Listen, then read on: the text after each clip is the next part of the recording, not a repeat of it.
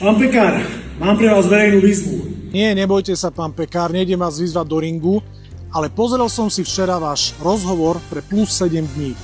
V ňom ste totižto porozprávali, akým spôsobom funguje progresívne Slovensko a že vlastne pán Šimečka je diktátor, ktorý nerešpektuje iné názory.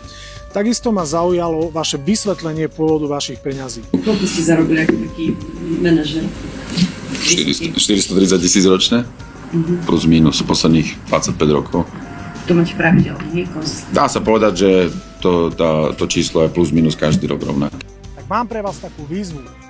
Pán Pekár, ukážte nám, teda ako ste v 18, 19 alebo v 20 rokoch svojho života zarábali tých 400 000 eur ročne, alebo viete čo, kašlite na to, obidvaja vieme, že je to blbosť, ale mňa by zaujímali vaše daňové priznania, koľko ste reálne zarobili v roku 2019, 20, 21, 22 a 23, kedy ste darovali alebo požičali 100 000 eur stranám PS alebo Spolu. Tam sa ukáže, že buď klamete vy, alebo neuveriteľným spôsobom klame pán Šimečka spolu s celým vedením PS, ktoré o vás tvrdia, že ste nemohli tieto peniaze zarábať.